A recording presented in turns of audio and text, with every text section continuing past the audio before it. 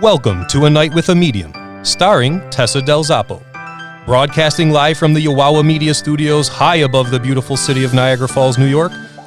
Thank you for joining us, and we welcome each of you for a spirit-filled evening.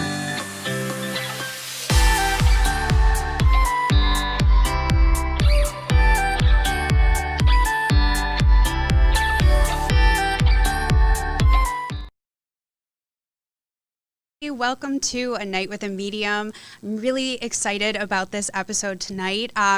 With me tonight, I have live the beautiful Bridget Marquardt from, you guys may know her from The Girls Next Door. You've done so many different things though, Bridget. I am so excited for you to be on here tonight. The way we connected was through your podcast, Ghost Magnet, which I'm really excited to talk to you about a little bit and just really dive into everything paranormal and spooky and all of it. Sounds like fun. I can't wait. Yes. How are you? Thank you so much for joining us. Thank you for having me. Yeah, the tables have turned. You've been used to interviewing everybody else. And so now I have you here to interview you. I feel like I go back and forth. I'm sure. I'm sure. You're in demand. You're in demand. Well, awesome. So like I said, I introduced you, people know you very well from The Girls Next Door and being in the Playboy Mansion, the infamous Playboy Mansion. It's funny, my sister's a huge fan. She used to watch you so much, and, you're very well known that way. And so I want to ask you, with your career in TV as TV personality, and you've been in some movies, which is amazing, my biggest question is, what led you into the paranormal and doing your podcast, Ghost Magnet? Well, my paranormal stuff actually started a long time ago. When I was still a little kid, I tell people I think I was born spooky because I've always remembered loving scary movies, ghost stories, haunted things. And then finally, when I was about 12, I spent some of my allowance babysitting money type stuff on a Ouija board. And I made my cousin come and play the Ouija board with me. And at that age, we just really didn't know that many people who had passed away. And the only person that I knew of that had passed away was my great grandfather. He had passed away recently. And so we were calling out to him, and supposedly we were talking to him, and he was answering our questions, but I was accusing my cousin of moving the planchette. She was accusing me of doing it, and eventually we got bored and we just put it away. And then after that, I started having weird experiences with him. So the first thing that I remember happening is I came from school, and I came in through the back door like I normally do, went into the living room, sat down by the coffee table, probably watching TV, maybe doing homework, who knows, and I hear the back door fly open, and I thought, I didn't shut it tight, obviously, so I get up, go back over there, shut the door, walk back in, sit back down, and I hear the door fly open again. And I was like, what the heck? So I go in there, shut it again. So I'm pushing on it, making sure it's tight. I kind of looked around outside. Is there anything weird? Like somebody playing trick on me, whatever, Close the door again, go and sit down again. I heard it do it a third time. And I was like, okay, this is getting... Then I started getting kind of scared. Right. And so I get up and I walk out there and I'm looking around, look outside, nobody's around. I shut the door again and I locked it this time. And by the way, I should mention, we live way out in the country, 7.5 acres, you can't shout to your nearest neighbor. Right. So it's, you're very alone out there. And I'm walking out of the laundry room and I look down the hall and I see my great grandfather standing there. It's out of the corner of my eye. When he turned to look fully, it's gone. But I know what he looked like, and it was definitely him, and he was in a suit of some sort. And it was just crazy. And then things started happening from there. I started feeling like the feeling of being watched and nightmares and weird stuff happening. And it wasn't positive, this guardian angel is looking out for me or anything. It was very negative. Yeah. And now looking back on it, I think of it as probably wasn't really him. Maybe it was some sort of trickster spirit or whatever. Yeah. But it appeared to be him at that time. And I told my family about it. They weren't really sure how we should deal with that. Some people thought I should see a psychiatrist. Other people thought we should talk to the pastor at our church, and we ended up doing both. My pastor, I feel like he just didn't believe me, and he was just kind of like, keep a diary, write it down, and see you later. Yeah. And then the psychiatrist, I don't know. I feel like she was coming up with kind of really wrong conclusions too, kind of guessing maybe things happened that didn't happen. And but each of them gave me one piece of good advice. The pastor's advice was to keep a diary, and I thought that was good advice. And then the psychiatrist eventually told me that I should go to his graveside and tell him to please stop, or to help it stop.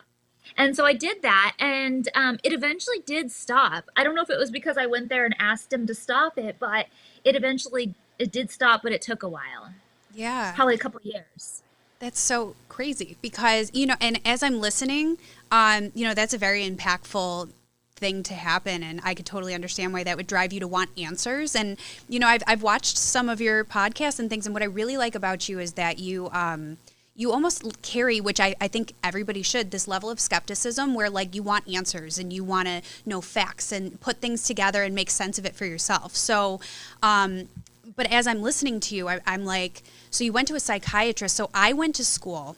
I was in teaching, and then my master's I went for was clinical mental health counseling, which once I dove into it, I love working with people. I love helping them. But I found that being in a clinical setting, like you look for like a diagnosis or you want to prescribe something. And like I was realizing as I'm talking to people, I'm like, no, I'm reading them. There's more to this. Like there is spirit involved. Like some of these people that they're called schizophrenic and stuff, it's not that. They're actually seeing and hearing spirit. And I had to pull away from even furthering into the clinical mental health because I'm like, I don't belong here. So like to hear, as you're saying, you went to a psychiatrist and you just didn't feel that it helped, you know what I mean? Or that it was giving you the answers that you needed. I just feel it's so confined. So it makes perfect sense, But with the pastor telling you to go and tell him to leave or to stop, that would make more sense. That was actually the psychiatrist that came up with that. Oh, it was? Oh, really? Yeah. Oh. Yeah, she told me to do that. The pastor told me to keep a diary. Okay. Yeah. Which I did, and the diary turned up missing. And we still have never found it to this day. Yeah. That's so Not strange. only that, but my mom wanted to get rid of the Ouija board because she thought that was the root of all the problems. Yeah. And she threw it out in our trash. And our trash, like I said, we were way out in the country. So our trash isn't like normal trash pickup or just like leaves every week or whatever. Yeah. We had this like giant trailer thing where you throw all the trash in, then we have to take it to the dump ourselves like once a month or however often it gets full. And the Ouija board was in my closet, stacked underneath like games and everything, like in a size order, Oh. And I told my mom, I thought you threw it away. And she's like, I did. And then I get in trouble because they think I went and got it back out, which I didn't do. Wasn't there a movie, like, I don't know if it was a Ouija board or if it was something, remember, and they were trying to get rid of it and it kept reappearing? Like, that's what popped into my head when you're talking about that. I feel like there is something like that out there. And I remember I was talking to somebody else about this at one time, and I was like, I would love to have seen it slithering across the... and into the back like door floating through the window and coming. Like, when did it do that? Right. It's so, but you know what? Like, a lot of these things are so unexplainable, which leads so many people to be drawn to the paranormal world because, paranormal encompasses, I think, a lot of different things. It's not just spirit, it's UFOs, it's all these different things. And there's so many things to uncover and find out. And that's why I said I love that you carry this level of skepticism with you, I do want to say, too, on top of it, as you started saying, you said something like, that you thought it was like a trickster, or somebody disguising. That happens so often. And, prior to us going live here, you and I started to do a bit of a reading, and I was kind of reading you and things that were coming through. And if you noticed, I did pick up on a grandfather figure, but it was very positive, and normally, in my experience, when they come through or visit, even here in the physical world, when they leave signs for you and stuff, it is normally positive. And so that's kind of like the telltale sign. If it feels off or they're doing things to you that's like scary or just, it doesn't feel right. Normally it is something that is disguising itself as something else in order to get to you, so it's strange. It's very strange. That's definitely what I think happened. And then my interest just grew from there. Like I was obviously wanting answers, and also really passionate about the whole field and the idea of ghosts and spirits and things like that. And so back then there wasn't gadgets to go ghost hunting or anything like that, but I would spend the night at haunted locations, and then at midnight run around in my pajamas looking for ghosts. And then when I was at the mansion, there were some things that happened there too, and I started taking classes on paranormal investigating, just online courses, and getting a little kit together. And we had Barry Taff, who's one of the OG parapsychologists, come and do an investigation at the mansion with us. And then and now to my podcast, and I'm taking parapsychology classes now, and so just grown and grown. I love that. You know, I've heard that there was experiences in the mansion where it led you to believe that it was haunted or there was spirits there. And is there anything in specific that you can remember that you'd like to share that happened that you were like, okay, something's weird here? Yeah, for sure. So first of all, I always like to clarify this, that I am not the only one that's had experiences at the mansion. Holly's had experiences, staff have experiences, guests, so many people have had experiences. But here's a few of the stories. First of all, when I first moved in, Hef told me one of the OG ghost stories, which is that Mrs. Letts, so Arthur Letts Jr. built the mansion originally, and he was the original owner, and his wife, supposedly his wife, Mrs. Letts, jumped, fell, was pushed, we don't know, from the balcony onto the marble floor and died. I tried to investigate this while I was at the mansion, and it was a little bit difficult because there was two different Arthur Lettses. There was Arthur Letts Sr. and Arthur Letts Jr., and both of them had been married multiple times. So there were multiple Mrs. Lettses, and there is indication that maybe at least one of them did die in the house, but it doesn't say like that she died in that way. So it's very hard to prove this, at least in my investigating skills back in, say, 2007, when the internet still wasn't what it is today. You know? So that's the original ghost story. People say they see Mrs. Letts at the mansion, and that's like the running kind of joke ghost story, but I don't know if it's a joke or if it's real. But then one day, it was actually the day I got my dog, Wednesday. We my sister and I had flown with the show to North Carolina to visit my brother, and on the way back we had a layover in Georgia, picked up my new puppy, brought her home. And I was sitting on my bed, and my sister was sitting next to me, and my friend Stacy was sitting at the end of the bed. We were all having a glass of wine. TV was on in the background. The dog was sleeping in her new little pen area and passed out. Rough day for all of us. And we were telling my friend Stacy about how our trip went and everything. And all of a sudden, out of the corner of my eye, well, first of all, my room is here. The door to my room is right here. Then there's another doorway right here that goes into my closet and bathroom, but there's no exit or anything. It just goes into the closet and the bathroom. In that doorway to the closet and bathroom, there was a woman standing there.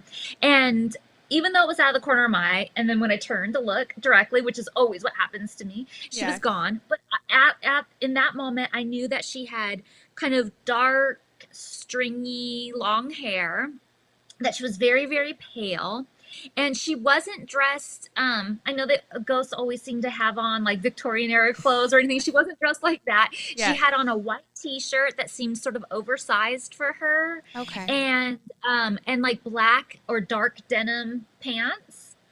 And she was just kind of standing there staring.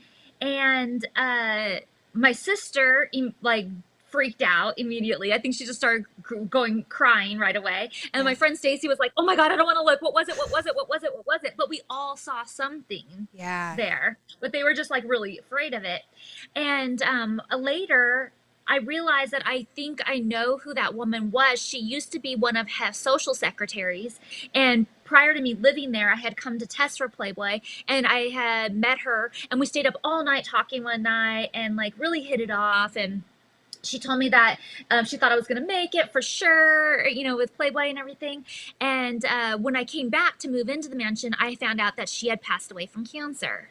And I feel like it was her. And when I was telling Mary, his social secretary, while we were there, the story, she said, maybe, but Joni used to get told all the time that she looked like Mrs.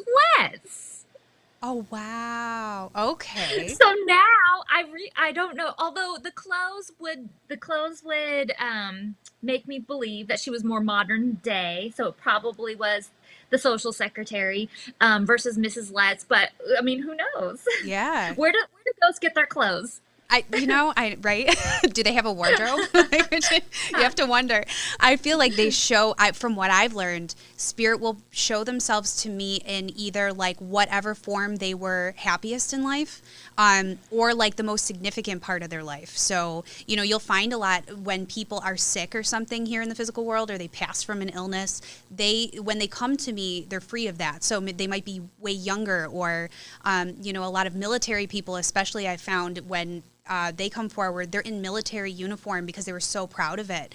And so, I always say, like, in regards to what they're wearing, it's whatever was significant to them, or like their best self, I guess you can say. Yeah. So it's really interesting. Yeah. But it tells, their clothing obviously tells a lot about them, where were they from, or what era or whatever. So it's very interesting. Yeah. And then another ghost story. One day we were sitting, it was Holly and I, we were sitting on the floor. We were doing scrapbooking. We had all our stuff spread out around us, and we had the TV on, just background noise. And we were talking about paranormal stuff and everything. And she's like, I just really don't believe, like, I've never really had anything happen, which wasn't exactly true. Because I'll tell you another ghost story that Holly told me to mention. But she said, I've never really had anything happen, so I'm just not really a believer. And all of a sudden, the volume on my TV went all the way up. So loud. I was like, I had to run. The remote was laying on my bed, so we were nowhere near it. So I had to go running and digging for the remote and like turn it down. I was like, I think that was a sign for you. Yeah. Like, how would that happen? And spirit will mess with, I always say they mess with our senses big time, when they're trying to get our attention. But electronics, they're energy, right? So they do have the ability, in whatever way it is, to mess with electronics in that way. So that's super creepy. Yeah. And then Holly told me this one time she was in the gym.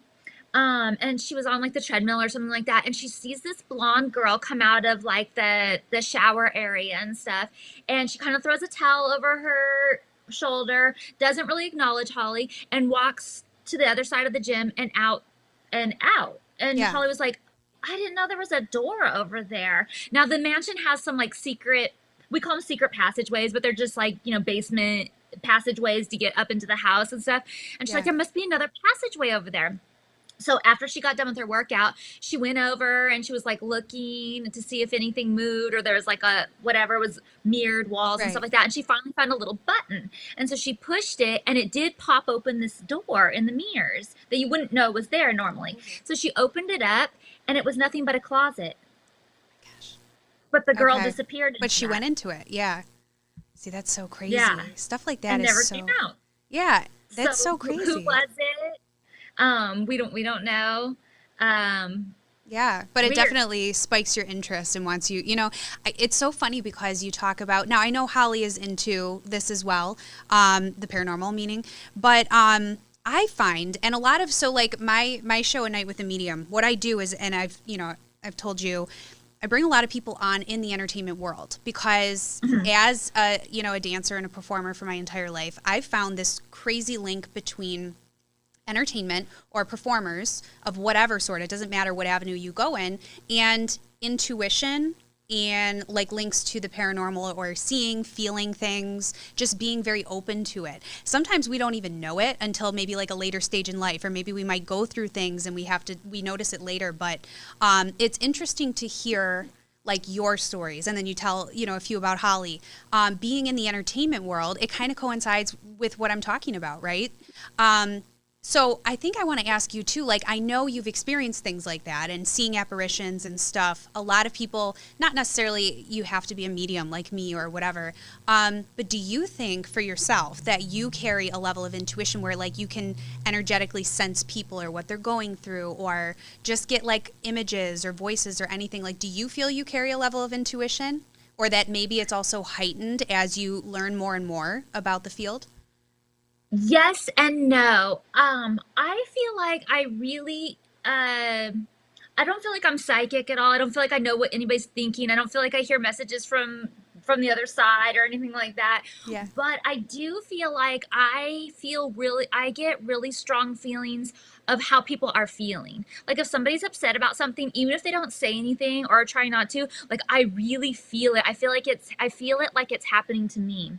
Yeah. Even with like, say my fiance is playing a video game or something and he gets upset because they got second place instead of first place or something. Yeah. Like I can feel, I really somehow take on that anger and I can feel what he's feeling. And I have to tell him he has to stop being upset about it because I can really feel that. Yeah. And I don't like the way it makes me feel. Right. So I feel like there's things like that where I feel like I'm extra sensitive to the way people feel and that I carry it too somehow, if that makes sense. Yeah, like an empath, right? So being empathic. Maybe. And you're kind of like a sponge for people.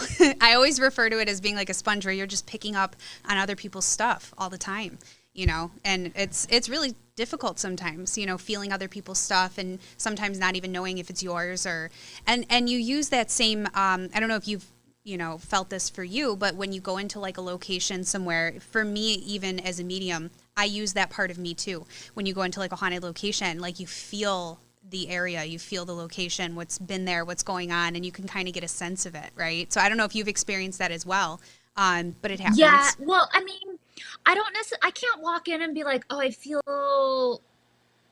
what am I trying to say? I don't necessarily think I feel what happened in there or like know specifics. What happened. But I always feel like this heaviness first. Like that's when I know like, oh yeah, there's something off in here. I feel like this heavy pressure on my chest. And then some places do feel sad. Some places do feel more angry. Some places feel, none of the above, but I still feel the pressure there that it's still haunted, but it's not negative energy necessarily. Right. Yeah. You just made me think of something when you said, like a sponge and you don't know if it's somebody else's energy or your own. I was thinking that sometimes I'll feel like something's nagging at me, like I'm forgetting something. I know everybody gets that to a certain extent, but like I'm forgetting something or something's really bothering me, like something needs to be done. And it's really, I can't shake it. And I'm like a list maker and I like check everything off. And so I'm like, what could it be? And that really like bothers me. And now you just made me wonder if that's maybe somebody else's energy that I'm picking up on, somebody who's not doing something they're supposed to be doing and I'm sensing it. It's definitely something. Because sometimes I like go through my list a million times and I'm like, what is it? What am I forgetting? Is everything on me? Where's my phone? Where's this? Where's that? Yeah. And I'm like, no, I've got all my crap together, Yes. Like, no, it's not me. It could be one or two things. I mean, it could very well be that. That's 100% possible, and it probably is sometimes. And I also think, too, it could be, because before we came live, I said that your grandfather stands with you, and he's constantly, like, guarding you and trying to guide you through things. It could also be something like that, too, where they're, like, in your ear and trying to get you to realize, like, hey, you forgot this, or did, go through your checklist again. Are you okay? Like, they do that, too, so I think it just depends on the situation, but it's something to think about. Yeah. I also heard too, while we're on the subject of like locations and things, I heard you did a seance in the mansion. Was it for a Halloween special? We didn't. Or were you going to do it? Well, back on Girls Next Door, we did a seance in the mansion. We had Barry Taft come and do an investigation. Then we did a seance, but we didn't really get a feeling that the medium that they brought in was very intuitive, or definitely not in tune with the mansion anyway, and what was going on there. So, I mean, she was hired by the show, so I don't know. Yeah. But then more recently, last Halloween, Holly and I did a seance at her house, which is also very haunted. And we were asking about Hef, and supposedly he came and joined us. So we were also asking for, my fiance has some relatives that are kind of famous. We were asking about them as well. So we just kind of had like a general seance and asking about certain things and stuff, and it was fun. Yeah. We actually did it twice. So we did it the first time. It was just like a private thing Holly and I were doing for fun. And while we were doing that, the deadbolt on her door locked itself. Oh, wow. I mean, and it's one Yeah. of those big, thick, giant wooden doors, and it just like we heard the thud, and I was like, "What was that noise?" Like we all stopped what we were doing, and Holly goes, "That was my door locking itself." Oh, wow. So that was weird. And then when we were done, we were kind of we did it for my podcast. Both the seances were done for my podcast. So Okay. when we were done, we were the one we did live. After we were done, we were kind of doing like a seance recap for my podcast, and we heard footsteps and scuffling above us. Oh, And there wow. are bedrooms above us. And I told Holly, "Oh my God, I'm gonna go see what that was." So I go running upstairs and I open the door to the room that it happened in. It's all dark in there, of course. And I flip on the light and I didn't see anything really. I felt like there was movement, but I didn't see anything, if that makes sense. Like I thought I Yeah. saw some movement, but didn't see a specific thing. Right. But I heard like scuffling, like somebody shuffling their feet Oh, wow. behind something, but there was nowhere to go really. And my first instinct was not, "Oh my God, haunted." My first Right. instinct was, "Oh my God, somebody was staying here. Somebody was staying in her room and she didn't tell me." Like I thought she had somebody that was just kind of like trying to Yeah. be quiet and hanging out in the room, and like being low key house Yeah. guest or something. And I'm like, "Why didn't she tell me before I come running in here, busting open the door?" And then of course everybody comes running up after and stuff, and there was nobody in there, and we tried to do like a Yeah. little investigation and nothing happened. But Holly has crazy stuff happening at her house all the time. Yeah, that's so crazy. I mean, and it makes But such a good. we think it's her. I was going to say that, and I'm like, I don't know if I should dive into it right here, but some people like, so I've had this theory kind of that it's not always the location that's haunted, it's the person. And not in Yeah. a bad way necessarily, but if she's No. very like intuitive, or they just know like she can see me, she can feel me, they're going to be drawn to her like a magnet, like a ghost Well, magnet. we also think she's leaving a lot of energy. Like a lot of it's her own residual energy, Yes. Yeah. And which can people, also happen too. well, you look at things like poltergeist activity. There's the famous movie Exactly. Poltergeist. Well, in reality, like, where does that come from? How does that happen? And, if people are going through a lot in life, or there's just a lot of different events and it's crazy and you're harnessing all of that, it's going to come out because it's energy, and it can come out in so many different ways. And it doesn't necessarily mean it's a spirit. It could just be, like you said, her energy. But if somebody, like my theory is the person is haunted, things are just very attracted to them, or they're carrying a lot of that energy with them. So she could definitely be producing some of the things going on. Now, the deadbolt thing, I don't know. That's kind of a lot. Yeah. Like to me, maybe that would be, somebody lingering, because during a seance, it's not necessarily the tools that you're using. So people always think it's like the Ouija board is bad. It's the board. But it's not always. Some objects can definitely be haunted, but I believe that it's the intention behind it. So as you sit down and you're like, okay, my intention is I want to connect with Hef, or, whoever it is that you're trying to bring in, that's your intention. You're harnessing this energy, and then you're bringing these spirits to you, or you're calling out to them. So they will let you know that they're around. So when you said the deadbolt thing, I got chills, because I was like, that just feels like somebody's like, I really want you to know I'm here. What can I do to let them know that we're here, So it's super interesting. Yeah. Yeah. It was a crazy night. So Yeah. it was fun. What are like what's do you think your favorite location would be? Like, have you gone on investigations and stuff? Probably, but like, what do you think your favorite place you've ever been to investigate or to Well, kind of look into? I mean, we have a lot of cool places right here in LA that are fun. Like I love the Queen Mary and everything, but the place that I've had the craziest experience, paranormal wise, was the Myrtles plantation in Ooh. Louisiana. Yeah. I had read so much about it. I have the book right here next to me. Yeah. I had watched documentaries on it, not like full blown documentaries because there wasn't any at that time, but it was like, how, like, say Travel Channel would be like the most haunted places. This was Right. before ghost hunting channels and stuff like Right. or TV shows and stuff. And they would be like the 10 most haunted bed and breakfast or houses in America or whatever. And they would talk about the Myrtles plantation. I was like, oh my God, this place is amazing. I have to Yeah. go here. And it took me forever, but finally 4 years ago, my fiance and I went to New Orleans for kind of like our birthdays anniversary mix trip.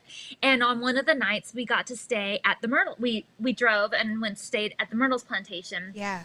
And I had at first I have to start it by saying that I brought my little ghost hunting kit, and at like midnight we started our little investigation, and my fiance's a super skeptic, and he's a good sport, so he's not like super into all this stuff, but he was like, okay, give me the K2 meter, what do I do with this? And it's probably more entertaining for you to watch him do it. Well, something funny did happen, but I was and then I went on the 17th step. That somebody supposedly died on the 17th step. Who was shot at the front door. He made it up to the 17th step and died in his wife's arms on the 17th step. So supposedly you hear footsteps all the way up to the 17th step, and then they stop, like big thudding footsteps. So I was sitting on the 17th step, and I had my voice recorder out, and I had my K2 meter, and I'm asking questions, and Nick's down in the bottom by this haunted mirror with the K2 meter doing this whole thing and stuff. I'm asking all kinds of questions. I mean, we did not even get a blip. The light didn't even go green on the K2 meter. It was just like we were yawning and getting so bored, and I was so disappointed. I just thought, gosh, all these years I've been wanting to come here. It's supposed to be the most haunted house in the United States. Yeah. And I know, and I tell everybody this all the time that listens to my podcast, that you can't go to even the most haunted location and expect you're going to get something just because you spent 24 hours there. So I know that. But I still was disappointed, because this was my chance, and here we are. And I just really thought I would have an experience, and we didn't. So finally we went to bed, and I don't know, we probably went to bed around 1:30 or something like that. I know we were passing the iPad back and forth playing a game because there's no TVs inside there. And I usually fall asleep with the TV on. And finally we fell asleep, and we were woken up at like 3 a.m., which I know sounds cliche because everybody says 3 a.m. The witching hour. Or whatever you want to call it. And we heard boom, boom, boom, boom, boom, boom, boom up the stairs outside our door. Oh, wow. Probably 17, but I wasn't counting because I just got woken up. And I was like, what? I jump up and I go running out the door and open it up. Nobody's out there. Wow. I shut the door. I'm like, that was crazy. And so get back in bed. And then I can hear squeaking outside our door, like the floorboard squeaking. And I know exactly where those squeaks are coming from because we were doing an investigation earlier. So I know where the floorboards squeak, where they don't squeak.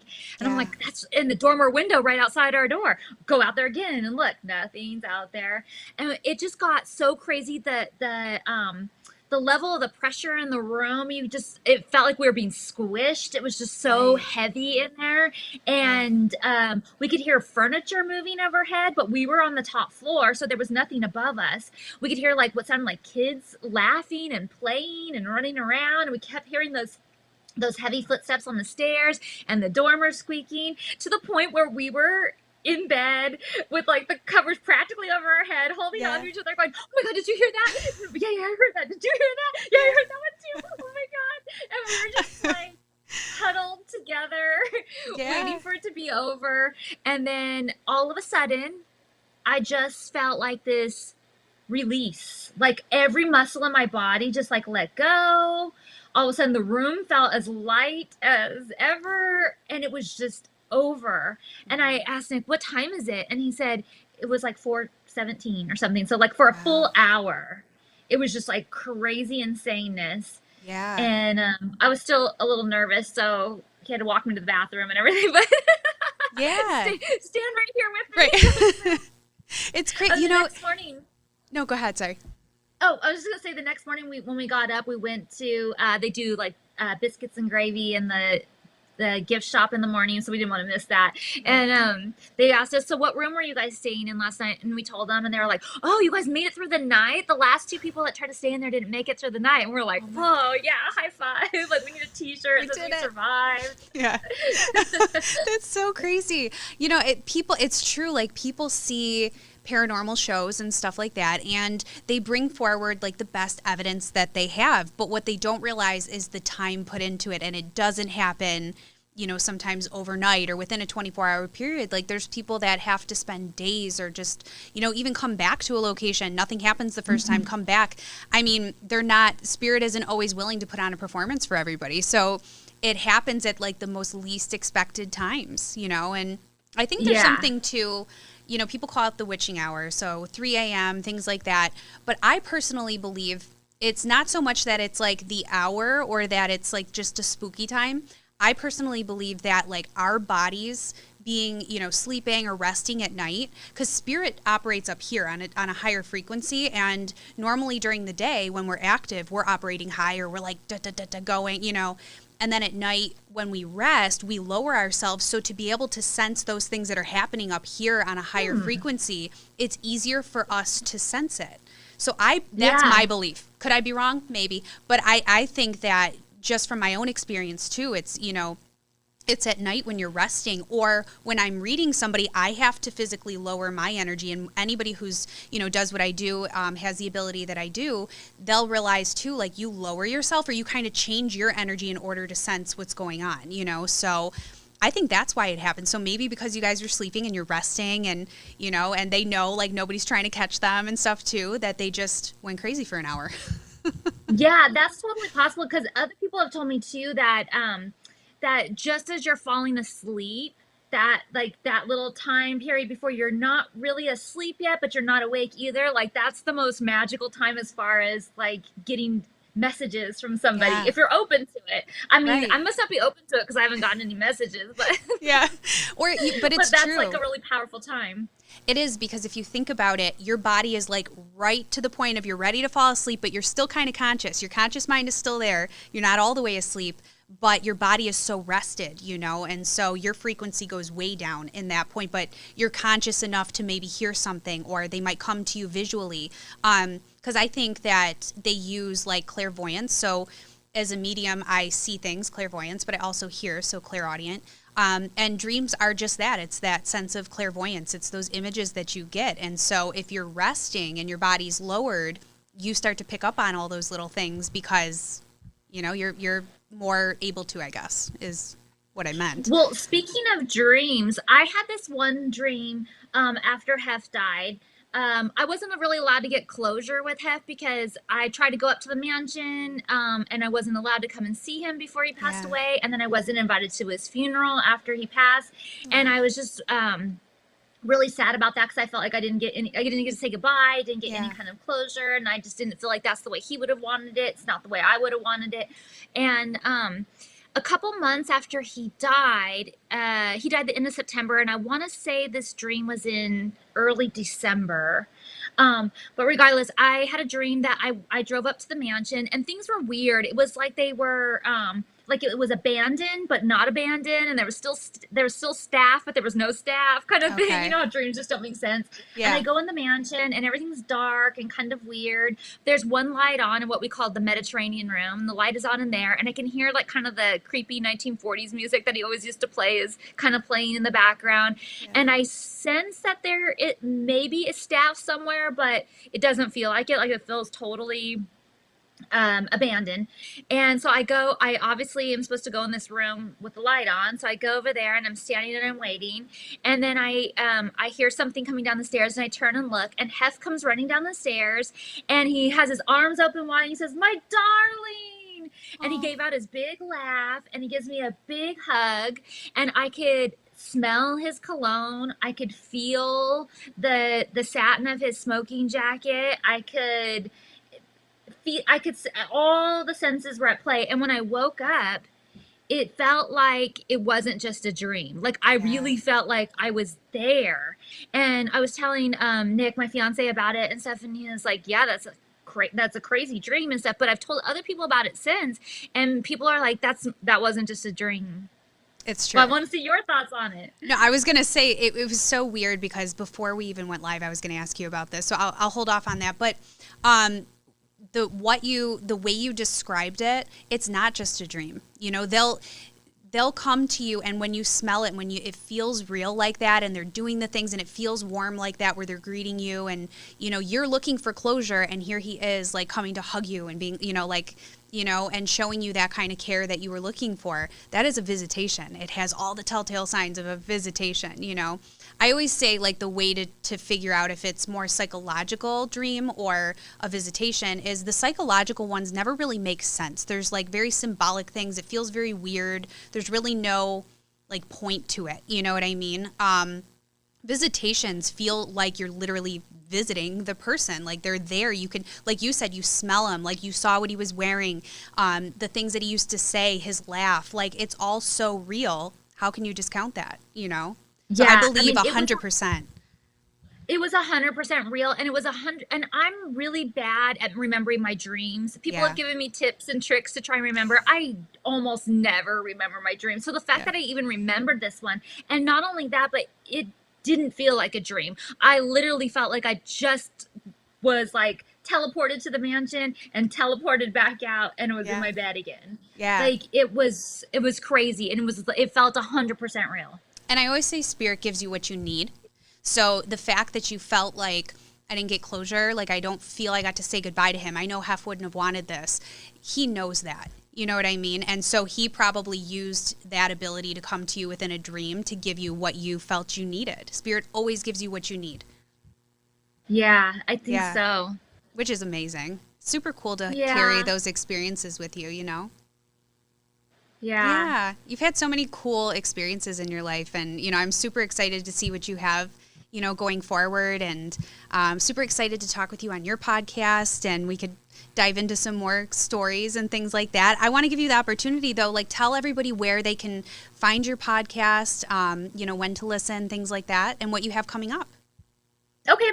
My podcast is called Ghost Magnet, and it is anywhere you can get podcasts. So Apple Podcasts, Spotify, iHeartRadio, I think everywhere.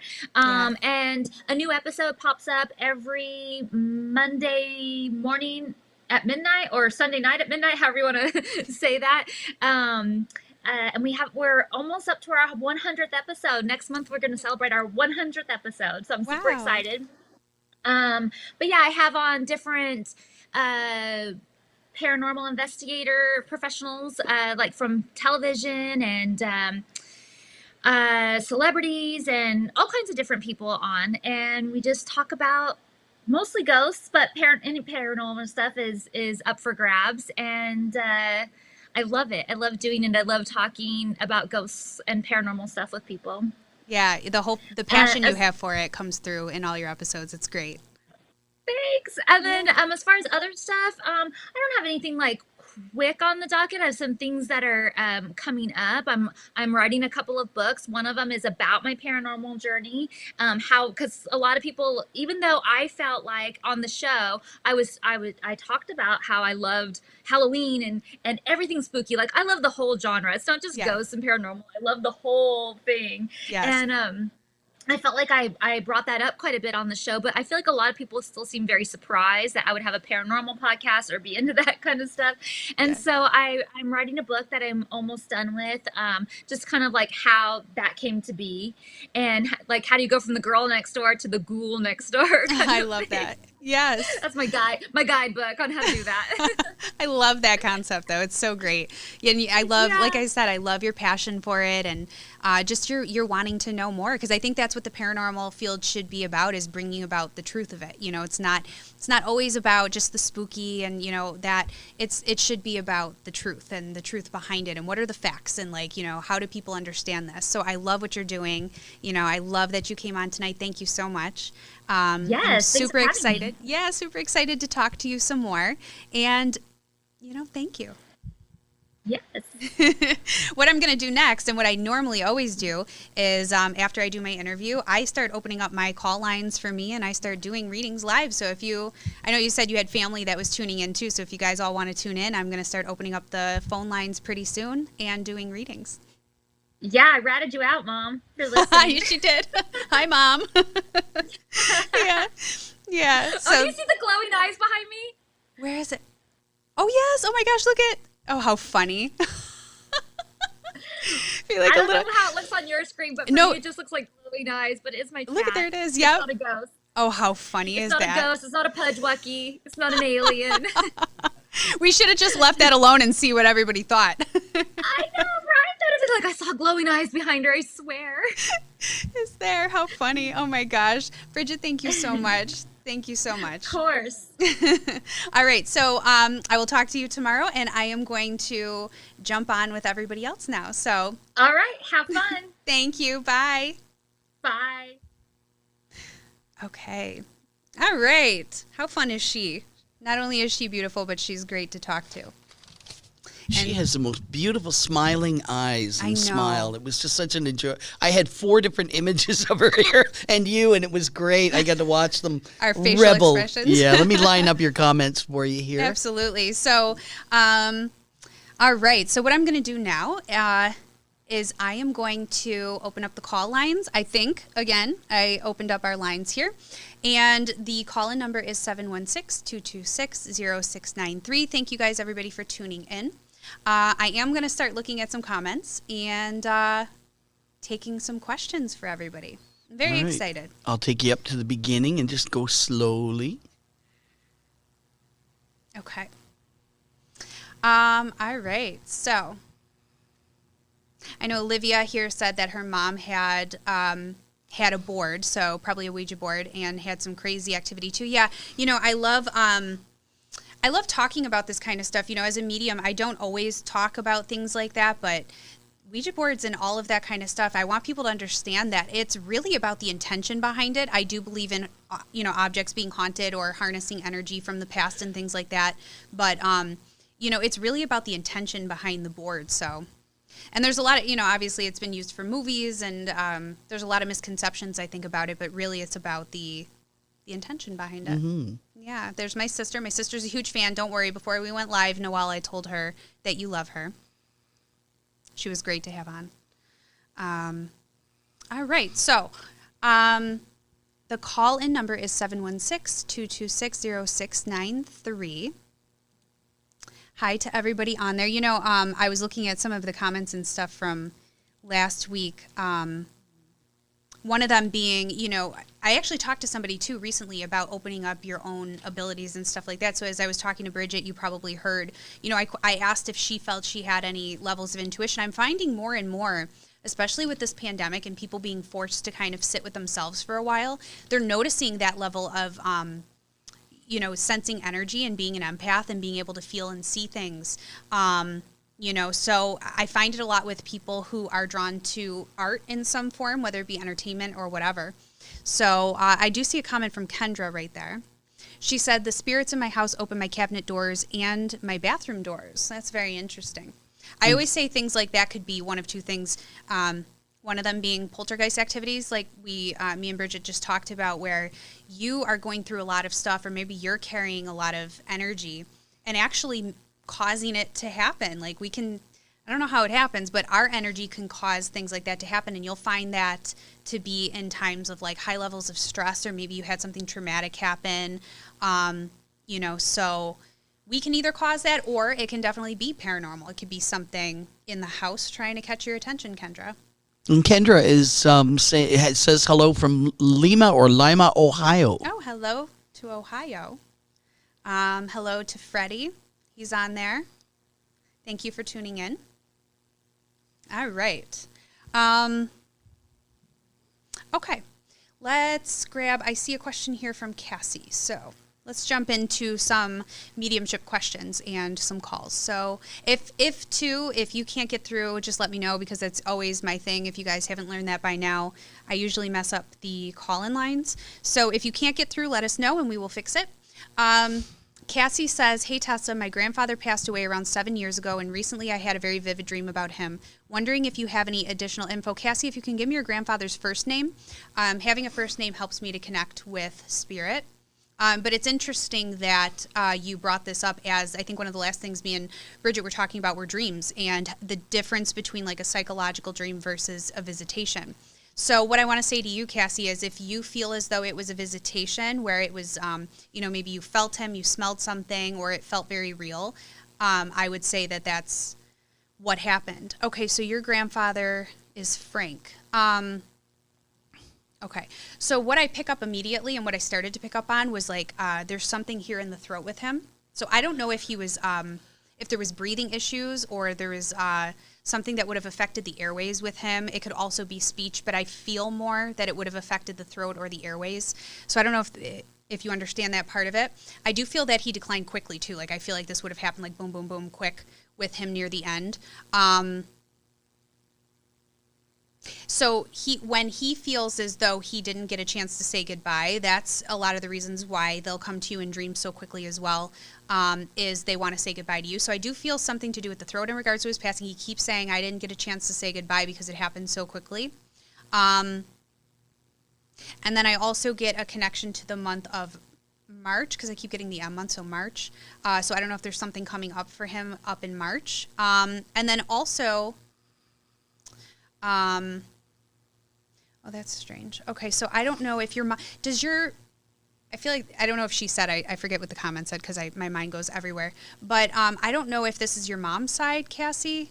But what I feel like is that she has this thing tucked away from him. And so I don't know if he spent time in the military, because it almost looks to me like it would be an award of something or some sort of pendant that would be specific to him. So I keep feeling like your mom keeps something of his tucked away, but it's almost like he won something, or he was like, did something of significance to where he was like honored for this, because he seems very proud about it. Cassie said he was on breathing machines. Okay. So maybe that's why I was affected. The throat was affected in the breathing. But just take what I gave to you. Know that he is okay. But he is bringing up whatever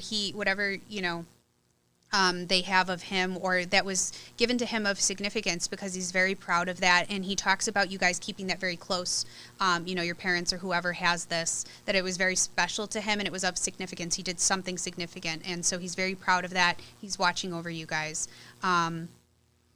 But when spirit brings up something like that where it affected the throat, normally, we view that, and those things glue into our minds here in the physical world, and we go over those things. It's like, did he suffer? I feel bad about this. We carry guilt. We carry all of those things, and they're okay on the other side. Those things go away. So just know that he's okay and he's around you guys. Tessa, I have to share something over on YouTube with you. Yep. I believe it is your father, under the guise of your mother, says, at midnight, Tessa wouldn't go to the pet cemetery in Lilydale with me. We must find out. Oh, jeez. Okay, I'll share that one. So that's from my mother. We went to Lilydale in New York, which, if you guys don't know of that place, it is like a spiritual hub for mediums and things like that. It's very well known in Fredonia, New York. And so, when I was growing up, my mom and I would visit there all the time, and a lot of the people there would constantly tell me that I have abilities and things like that. So I go there with my mom. I don't remember why we were there. We stayed overnight at this bed and breakfast, and it was literally like midnight, and she wanted to walk in the dark to this pet cemetery. Now, I've seen the movie Pet Sematary. I had zero interest in going. She's a little crazy, so anybody who knows her, love her to death, but she's a little cuckoo, and she wanted to go walk through a pet cemetery. Now, most people who know me as a medium, I do go into haunted locations. I do love what I do. I talk to spirit every day, but I get scared really easily. So fun fact about me, I do get scared quite often and very easily. Especially by fake haunted houses and stuff like that, like Fright World and stuff. I do freak out. So she wants to go to this pet cemetery in the middle of the night, and I told her no, and she she's never let it go since then. She kept calling me chicken and all these kinds of things, and scaredy cat, and but I wouldn't go with her. And I think that was the same night too, where these sirens. You know the movie Peter, My Cousin Vinny? Yeah. You know how he couldn't sleep because the things kept going off? Yeah. That's what happened to us too. So we're trying to sleep, and these sirens, I don't know if it's from the fire department or something, kept going off. Yeah. And so I told her if she wants to go walk through the pet cemetery, she could go by herself. And I was totally fine in my bed being left alone. Because not only that, but you walk through cemeteries at the middle of the night, they all want to talk, and I just wasn't up for it. So. Yeah, that's work for you, isn't it? It is. Yeah, it is. I mean, it's not even just the cemetery itself, anywhere that I go, and my whole theory about being nighttime and your body's a little bit more rested or tired, and you pick up on things more, so. I just want to thank everyone who's over on YouTube tonight. Got a good group there, up to 10 watching. So cool. And Cassie did just validate that he passed in March. Oh. Okay. Yeah. So Cassie, I hope that brought some validation and things for you. And oh, is that my phone? Oh, okay. So it is working. Let's see. I've never heard that sound before. Hi, you're on A Night with a Medium. Hi. Oh, I'm sorry. Where is that sound coming from? I'm sorry. 1 second. Where's that sound coming I from? have no idea. Whole theory about being nighttime. Oh, it's coming and your from body's something. A I little don't bit know more what rested that's or coming from. tired, and you pick up on things more. It's not so. coming from my I phone. just- It's coming from the computer somewhere. want to thank everyone who's over on YouTube tonight. Got a There we good go. group there, up to Yeah. 10 watching. So Cool. And all right. Well, that just goes to show that spirit likes to interfere with our things. get out. Our technology just went crazy on us. It's probably all this energy that we're Oh harnessing. wow, yeah, that was Wait, very where unusual. Did that sound come from? I It have wasn't no my idea. phone. There's nothing open. I'm I not know. setting this up as something for fun on the. But we have. I'm looking. Everything you see at the bottom of your screen. I'm sorry, Yeah. folks, you don't see it. But oh, there you go. Now that's my phone, but we'll come back to that because I think that was weird. Hi, you're on A Night with a Medium. Hi, Tessa. How are you? Hi, I'm well. How are you? And who am I talking with? You are talking with Jason Parker. Hi. Thank you so much for calling in. Do you have a question for me or anything you'd like to talk about? Yes. My grandmother passed away this morning, and I went to go see her the other day, and I knew she wanted to talk to me. I don't know what she wanted to say. Can I have her first name? I'm And so I sorry was for your curious. Yeah, I'm sorry for your loss. Can I have her first name? Joan. Joan? Yes. Okay.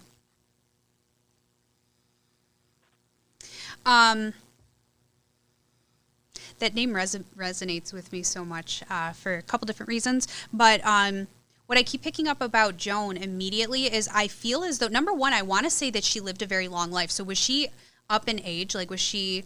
Because I feel like the first thing she wants Yeah. to say is she goes, I lived a very long life. I feel... And what's weird is Yeah, I feel... she was up there. I feel like she was very, like, the strangest thing that I feel is that she was very healthy. Like, when I start to pick up, I ask questions, right? So I start to feel like I want to know specific evidential information to let you know that that's her. So I said, well, what did you pass from? What happened? What I felt like was that she, I feel like she was really healthy, and then I don't know if something happened quick, but it almost feels like a pneumonia or something that she would have caught to where this would have progressed whatever she had going on, because I feel like she was like a fighter. She wasn't going to let anything really take her down, and that she lived a very long life. So does that make sense to you, that something else kind of came into the picture that caused her passing? Yeah, I'm not sure what came up right now that immediately caused her passing, but she did catch COVID earlier on in the year. Oh, she did. And she Okay. beat that within a week. Oh, wow. God bless her. Okay. Because it's weird and it's weird that I called it like a pneumonia, because what it felt like to me was, and maybe it's something lingering now, I can't prescribe or diagnose anything. I always say that, but I do pick up on health things, obviously, to help me to identify people and what they went through. And I immediately felt this weird pneumonia type feeling in the lungs or something along those lines. So, what I feel like is there was something lingering, or something would have, happened to her in regards to maybe the COVID or something that she had earlier within the year. But the first thing I want to tell you is, whenever Spirit shows me a book closing, that's always my symbol for feeling as though she lived a long life and she was very much at peace when she passed. So I want you to know, now, did she pass at home? No, she was in a nursing home. Oh, she was in a nursing home, because she showed me a bed, and it didn't look like a hospital bed. It looked like, a very comfortable bed, which maybe that's what her bed looked like there. But she made me feel like I was so comfortable, and I just want them to know that I'm okay. But I think that as time goes on, because I know it happened so recent, you're going to find that it had something to do with the lungs, or like something that carried on from whatever illness she had. So she does want to acknowledge that she's okay. Now, is this on mom's side of the family? No, this is on my dad's side. Okay, But my mom, my parents are divorced, but my mom has always, that was her mother, they had that close of a relationship. Okay, I'm glad that you shared that with me, because it felt like she wanted to talk to mom and say thank you for caring for her. That's why I was like, is this mom's mom? Because she's very much wanting to talk with your mother to say thank you for caring for her and thank you for being there with her. throughout everything. Yeah, they had a very special bond. So what I feel like, too, is what I want to say is, now, is there something approaching? Is her birthday or something approaching? Coming, like, I'm looking into, like, the beginning of this coming year, like a January, February. Yeah. Yeah, because she goes, she kind of made a joke, like, well, dang it, I didn't make it to my birthday. I thought I was going to make it to my birthday type of thing. And she showed me January, February, one of those 2 months, like the very beginning of the year. But she wants you guys to still celebrate. And she wants you to carry that on. She wants you to know that she is okay. And that know that she's going to kind of show herself to you around that time. I feel like your mother carries a strong intuition, almost like that caregiver intuition, which led her to help and be there for your grandmother. And so, so let her know that she's going to be visiting her as well, and tell her that she said thank you, and just know that she's at peace and that she's around you. Thank you. I really appreciate it. You know, it definitely helps out a lot. Yeah. Okay. Well, I'm very glad. I'm so sorry for your loss and that it happened so recently. But thank you so much for calling in. No worries. It's all part of life. All part of life. It is. Thank you. It is. Thank you so much for calling in. Have a wonderful night. You too. Bye-bye. Okay, well, at least we know the phone's working. But back to our weird paranormal experience. I had this feeling. I'm like, everything's been going so well, like technology-wise with everything tonight. I'm like, I can't wait because we've been talking about paranormal and ghost stories and things like that. And I'm like, I can't wait for them to start messing with us. And that sound came out of nowhere. Absolutely. I just troubleshot everything. It was weird. It's like this random, and it wasn't coming from like my, okay, let me answer this. Oh, you know who this is? This is Cassie. I have her in my phone. Let's see. Hi, Cassie. Tessa, I'm so excited that you got that. It freaked me out. Good. I like freaking Oh my people God. out. So, do we have a second? Can I tell you about this dream I had? Go ahead. You're okay. live. So I only talked to my grandfather on holidays. I didn't see him often, and we never were really close. And he passed about 7 years ago, and then probably a month ago, I had this dream, and I remember it to a T. He was sitting. He was a captain of the fire department. He was sitting in a chair with all these other deceased firefighters, and he had his captain uniform on, and he just looked at me, and he didn't say anything. Yeah. But I knew he was telling me to tell my brother and my dad to open up because he wants to visit them. And I feel like that was him talking to me. Yeah. Oh my God, absolutely. And it's weird because I had felt a uniform, right? And so I didn't know exactly what that was. Sometimes it looks very military to me, or maybe I just didn't see it clear enough. But did he win? Yeah, he was very proud of it. He was very successful. He was a captain. He was obsessive with it. He did everything for the fire department. And I called my dad after I messaged you, and he actually, I forget what I was going to tell you. But my stepmom said that he had such bad problems eating and stuff. Everything he tried to eat was choking on, so he definitely had a lot of issues with his throat. Okay. Yeah. It was weird because if you noticed, I started grabbing my throat, he really, and it's strange for me because I feel so strongly what they went through. And I try not to be too graphic, especially on a live like this. During a personal reading, I'm a little bit more thorough because it's personal, So on a live, I kind of, just keep it to where you can understand it. But he did direct me directly to the throat. And he just wanted everybody to know that it was better because I feel like this would have affected you guys and whoever was there with him so strongly because he was this proud captain, and didn't want anybody to remember him that way. So I love that you called in to validate that. Yeah, no, I definitely. I was so excited. I called my dad, Dad, when did Papa die? And he's like, March. Why? I'm like, shut up. Yeah. I have to tell her. I'm like, what about his son? I know he was on the scene, but I only got to see him in the hospital once because it was so sudden, and he had all these machines hooked up. He couldn't say goodbye. He was kind of out of it. So that was really nice because I never had that connection with my grandpa, and I felt like after I had that dream, I felt like I knew him. After 20-something years, I felt like I finally knew my grandpa. Yeah. And it's crazy because I said this to Bridget before we went live. I did a reading for her, and like I said, on a live I keep personal things personal, right? But there was something that came up, and I relay this to her too. Regardless of our connection or relationship with somebody here in the physical world, especially if it's a relative, like a grandfather or like a grandmother, whatever it might be.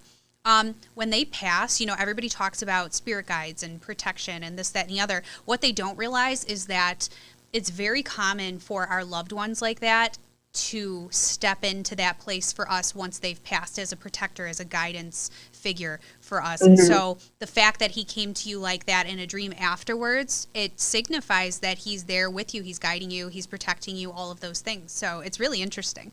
Very interesting. And I felt like, too, like, I felt like it took him that long in heaven to, like, figure it out, I want to say, almost. Like, you know what I mean? Like, his place. Like, now I know he knows my son, and he knows, like, what's going on. So he's here now. I don't know if he was here before, but now I feel like he's here. Yeah, absolutely. Thank you so much for calling and validating Well, thank you that so for much. us. I was so excited about it. I was like, I have to tell her. Yes. Oh, my gosh. Absolutely. And it's so nice to talk to you. I haven't talked to you in so long, so I hope you're doing well. And thank you so much for calling in. I will talk to you soon, Tessa. Thank you. All right. Bye, Cassie. Bye. All right. So I know our stuff went kind of longer than planned tonight. So what I'm going to do is I'm going to look at a couple more questions, and then we will save the rest for next week. Next week's going to be really fun. We have some surprises coming next week. So I can't wait to pay attention if you're following me on Facebook. Keep in mind looking up for what's next week. It's going to be fun. We got a Christmas special coming with somebody very special. Okay. I think I'm going to go to another one because that was more of a private message. Everybody's on here. Hi, everybody. Thank you so much. Let's see. There's Freddie. I want to ask if I can get a one-on-one reading with you at some point. I want to know if my mom is ever trying to contact me. She passed a year on February 5th due to cancer. Fred, if you ever, and this goes for everybody, anybody who wants to receive a reading with me, a private reading, or to schedule that with me, my website is going to be coming soon. It's going to be launching very soon. That's TessaDelZoppo.com. So when that does launch, you'll be able to go right on there and book a reading with me that way. And until then, you can shoot me an email at TessaDelZoppo@gmail.com or a private message on Facebook, and we can book one for you. So Fred, go ahead and get in contact with me, and we'll book you something, absolutely. But do know that your mom is around you all the time. They always are. All right. Well, thank you guys so much for tuning in. And definitely tune in for next week. We have a cool guest coming back on the show for a Christmas special. And if you would like to book a reading with me, I gave you the information for that. And thank you guys so much for watching. I'll see you next week.